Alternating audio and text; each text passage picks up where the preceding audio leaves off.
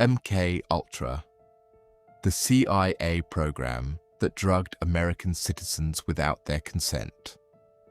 For over 20 years, the CIA ran a program testing mind control techniques on unwitting American citizens, dosing people with LSD in bars, hotel rooms, and even a government-run brothel without their knowledge or consent. One of the men running it later ordered the entire program's files destroyed.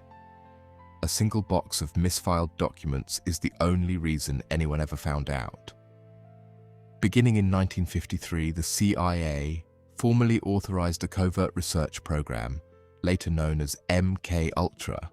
specifically intended to investigate potential methods of behavioral modification and psychological control, driven substantially by genuine, documented American intelligence concerns during this early Cold War period that Soviet and Chinese intelligence services might already be developing effective interrogation and mind control techniques of their own,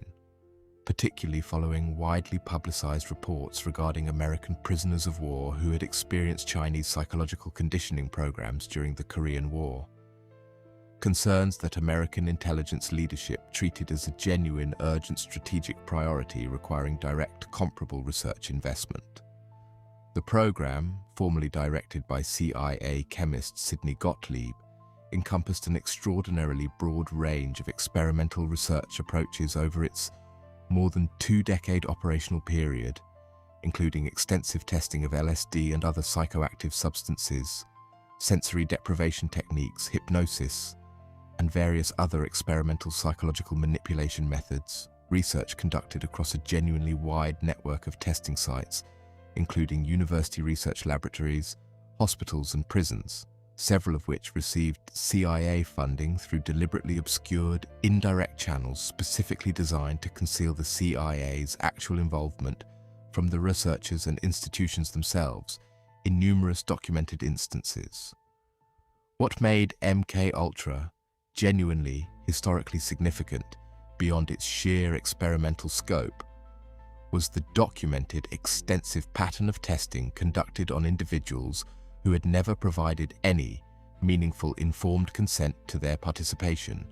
including American citizens dosed with LSD in social settings without their knowledge specifically to study the drug's effects under genuinely unwitting, realistic conditions.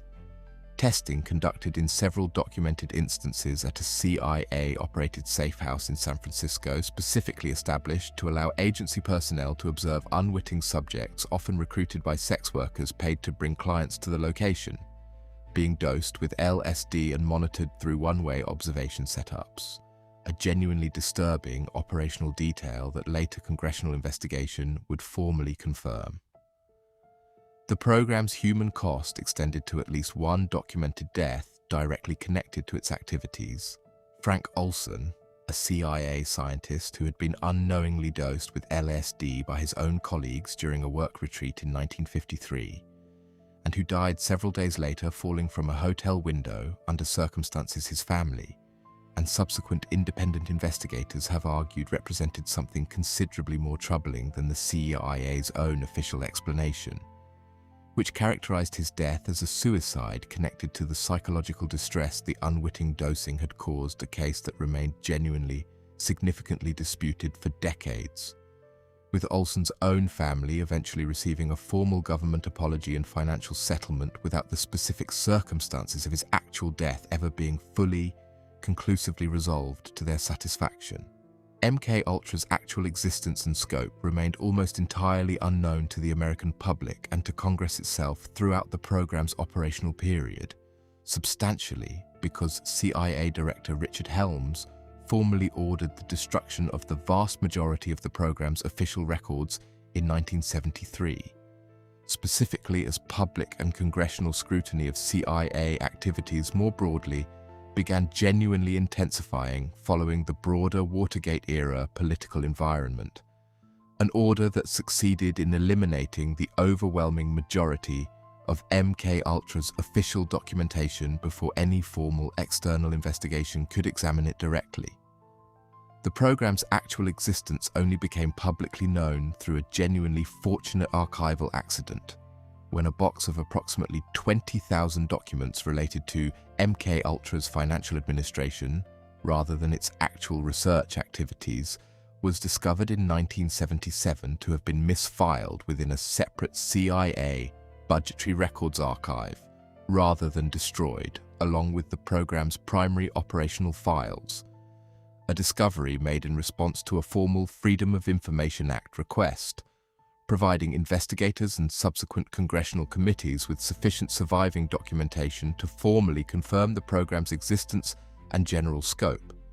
Even though the destruction of its primary operational records meant the complete, specific details of many individual MKUltra experiments and their particular subjects were permanently lost, preventing full historical accounting of exactly how many individuals were actually affected across the program's full operational history. The subsequent 1977 Senate hearings investigating MKUltra, conducted based substantially on this surviving financial documentation, produced genuinely significant public revelation regarding the program's scope and methods, prompting considerable public and congressional concern regarding the CIA's documented willingness to conduct extensive, unconsented experimentation on American citizens, and contributing directly to subsequent formal reforms regarding both CIA oversight more broadly and considerably stricter regulatory requirements regarding informed consent in any future government-connected research involving human subjects. What makes MKUltra endure as one of history's most significant and genuinely disturbing examples of government experimentation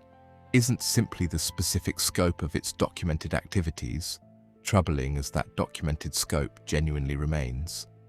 but the fact that the program's full actual history was deliberately, successfully destroyed by its own director, specifically to prevent external accountability,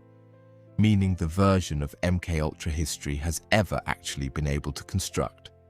Disturbing as it genuinely is, likely represents only a partial, incomplete account of a program whose true, complete scope was specifically, deliberately erased before anyone outside the CIA itself was ever able to examine it directly. If stories like this, where the full truth was deliberately destroyed and what we actually know only survived because of a filing mistake, are exactly what you come here for, subscribe to The Grave Details, because history holds more stories like this than most people will ever know.